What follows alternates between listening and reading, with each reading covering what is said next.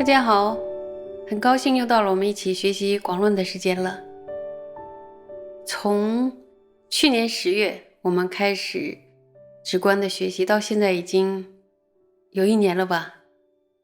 现在正值10月，这边呢天高云淡，枫叶正红，天气也转凉了，正是用功的好时节。跟我一起学到现在的你们鼓掌一下，随喜我们自己坚持学到现在，感恩佛菩萨的加持。前面呢我们学完了总建立所缘，今天呢我们要继续往下学，就是明此处所缘者。请大家翻开广论356页，菩提道次第广论卷15，看第2行。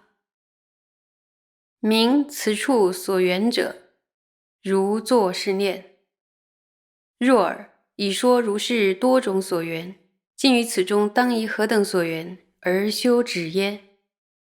这是一个问题，说辨明当前此处的所缘。然后大师列举了一种想法，什么想法呀？说如果心想，前面已经宣说了许多种所缘了，在这些所缘当中呢，这里究竟要依着哪一种所缘来修习寂止呢？看看接下来大师的回答是什么。答：如前经说，无有限定，须个别缘。以普特伽罗有差别故，尤其定当修成最下奢摩他者，若是上品贪行者的，须依决定所缘。若不尔者，纵或能得奢摩他随顺三摩地，然不能得实奢摩他。以虽修净行所缘，然为经久上说不得正奢摩他，况全气摄净行所缘，弗能成故。然后大师回答说什么呀？说如同前面引过的经典所说，是没有限定的，因为个别的菩提伽罗需要各自的所缘，尤其是一定要修成最下的奢摩他的话，如果是贪欲稍微强烈者，所缘呢就必须有所限定。因为呢，如果不这么做的话，会导致什么结果呢？就纵使可能获得随顺寂止的三摩地，但无法获得真正的奢摩他。因面呢有提到，即使已经修持了净行所缘，没有经过极其漫长的时光，况且不能修成奢摩他，更不用说由于弃舍了净行所缘，是无法修成奢摩他的。所以一定要缘着适合自己的所缘。这一段呢，主要列举了一个上品贪增上的行者，就是他的所缘呢，一定要是有所限定的。如果没有所限定的话呢，就是没法修成奢摩他的。所以呢，要选择缘着适合自己的所缘。那么接下来呢，我们再往下看。尤其多寻思者，定应修息。若是等分菩提伽罗，或是薄尘菩提伽罗，于如前说诸所缘中，随意所乐，作所缘处。在这里边又解释一种说思虑较为强烈的人。什么是思虑较为强烈的？可以理解为散乱心比较强烈啊，胡思乱想，对吧？那么这样的人修定的时候该怎么办呢？说尤其必定需要修持风息。什么是风息？就是数息。这是什么？思虑较为强烈的。那么如果是均等现行的菩提伽罗呢，或者是烦恼轻微的菩提伽罗，就如同前面所说的，在众多的所缘当中，以内心呢所欢喜的所缘作为所缘的依处就可以了。然后这一段呢，是列举了等分的，还有就是薄尘的人啊，就这种有情，他在选择修订的所缘上，有没有发现他的自由度很大？就是他可以任意挑他喜欢的所缘，所以就不像贪增上的行者，他的所缘是必须固定的，就是不能挑你喜欢的。为什么呢？因为我们的目标就是修成神魔塔嘛，所以找一个什么样的所缘，都是有传承讲的是很清楚的。好，我们再往下看，看原文。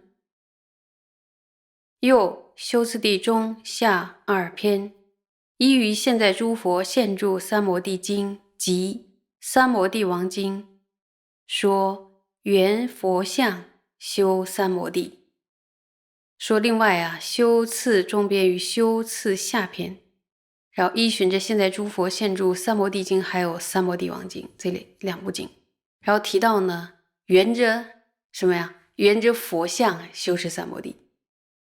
那现在诸佛现著三摩地经就是汉地盛行的般舟三昧经。三摩地王经呢，就是月灯三昧经，是高齐时代就南北朝时代的北朝中的高齐。